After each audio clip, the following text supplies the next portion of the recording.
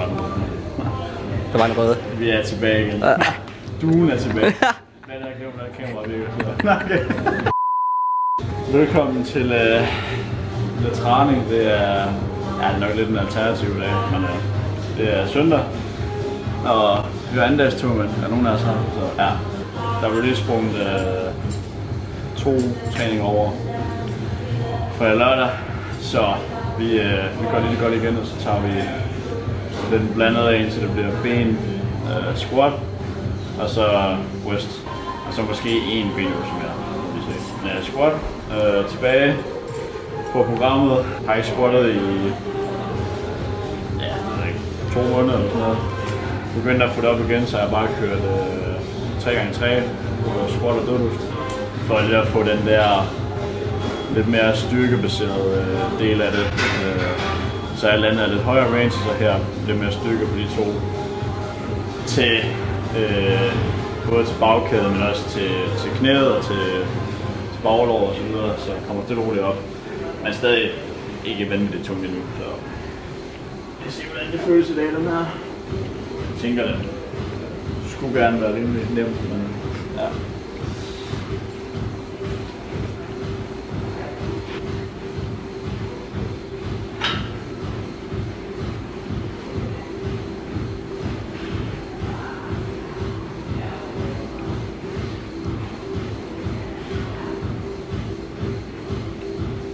Ja, det var meget god. Vi smadrer ud af, så må vi se, hvor meget vi kan komme op på i løbet af året. Ja, tager vi den derfra. Dumbbells.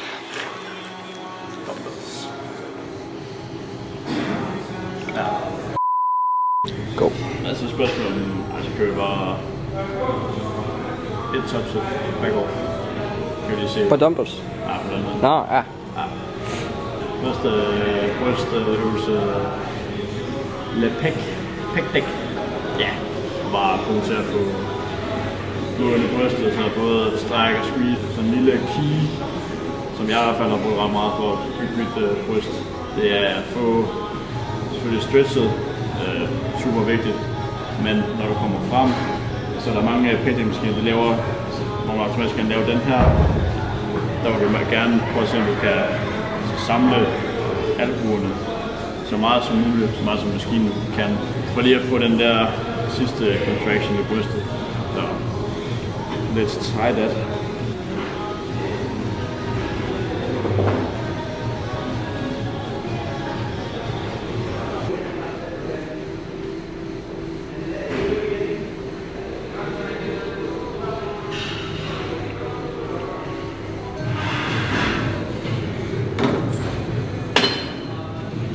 Cautious.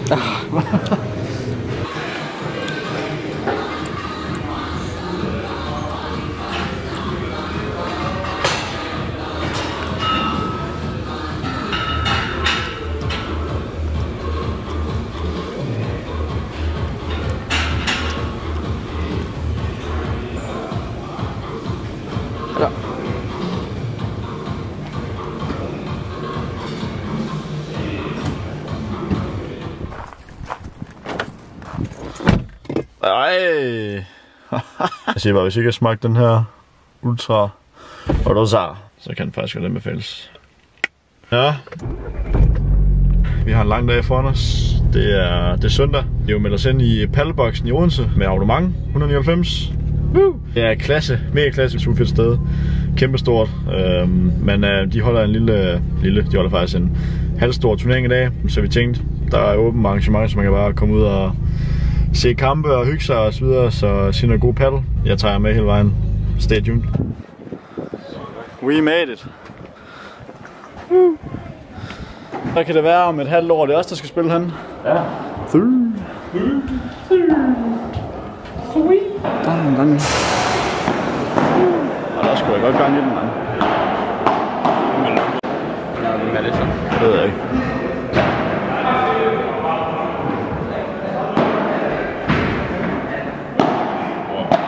Hvor vil vi den derovre?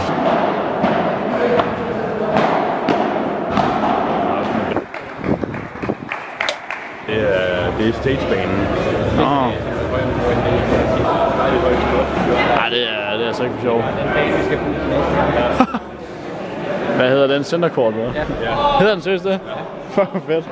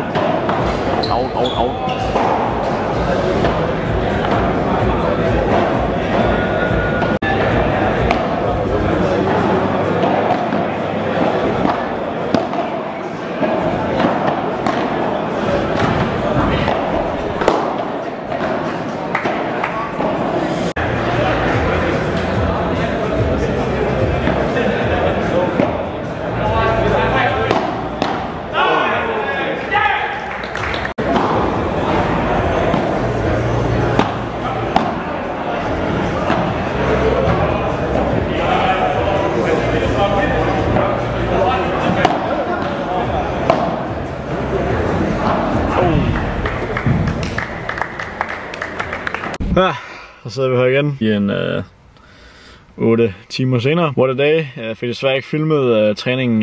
Der er lige et par clips af en PR på den ene brystpres. Super god træning med Peter og Mads. Også resten af dagen super fed. Og paddle, det var altså kæft, de spiller godt.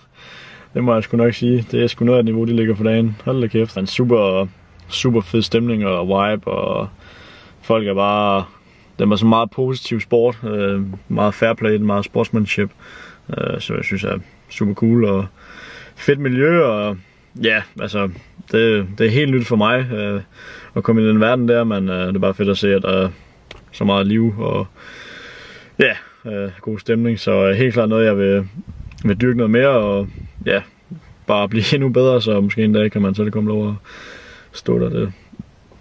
Det ved man aldrig, man skal aldrig sige aldrig. What up guys? I dag er det fredag den 15. december 2023. Vi trænede push, primært bryst, så super fed træning. Fed træning, ja, det var en fed træning. Super fin træning. Og nu skal jeg spille noget paddeltennis med Vladdy. Noget single, der forsvandt jeg. Sorry. Well, vi lavede sådan en elektrolyt vand mig lige og ja, få lidt elektrolytter ind i kroppen efter en træning, og nu skal jeg ud og svede igen, så det er fint at få nogle elektrolytter, og så har vi lige lidt monster tilbage, så ja, men tager kameraet med ind, sætter det der en åndssvagt sted, og så kan vi se, hvordan det ser ud, når vi spiller, så ses der. Ja, nej. Jeg står særlig godt lige der. Jeg skal nok lade være med at sigte efter det.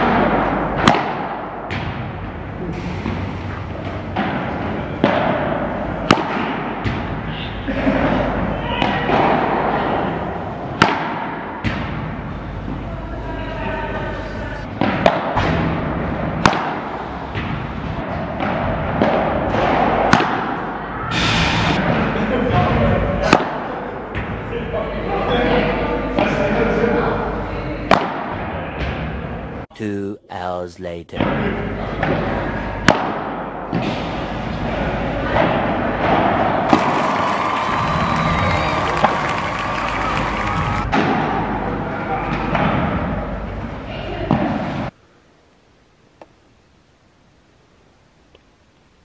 Hallo?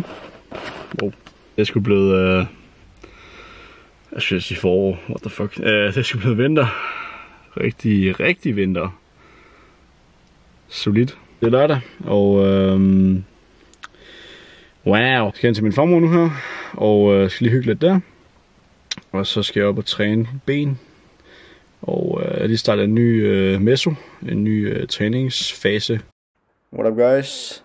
Jeg tænker jeg lige vil tage træningsfasen og workouten her over en voiceover.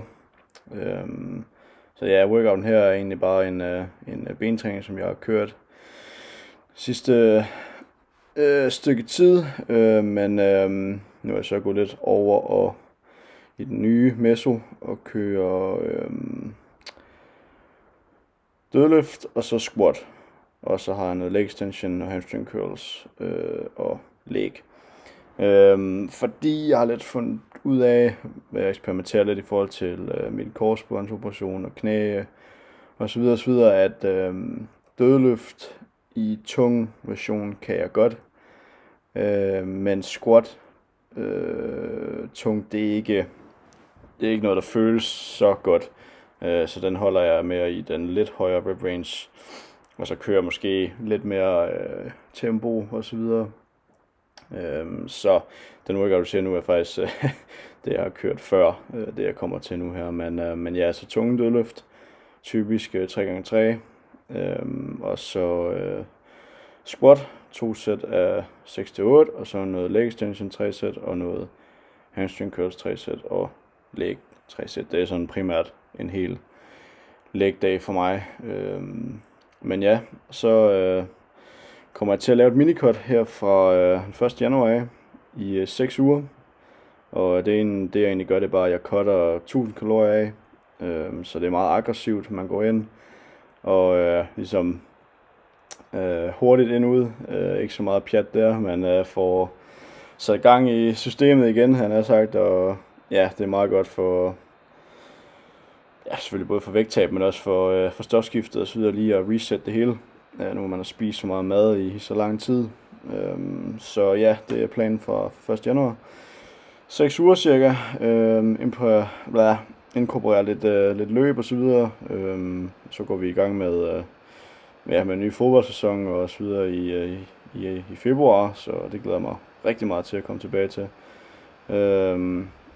Og ellers så, ja, så er vi egentlig bare tilbage til træning igen og så videre, når vi kommer dertil, og så er der nogle andre mål og nogle andre ting, som vi gerne vil opnå i 2024. Det skal jeg nok komme ind på i de nærmere videoer, men ja, det var lige den her voiceover, så tak fordi du så med. Så vil jeg egentlig bare sige tusind tak fordi du har set videoen. Håber du synes om det. Subscribe, smid et like, det hjælper med at få videoen ud, og ellers så bare stay tuned, fordi der kommer meget mere content, så see you.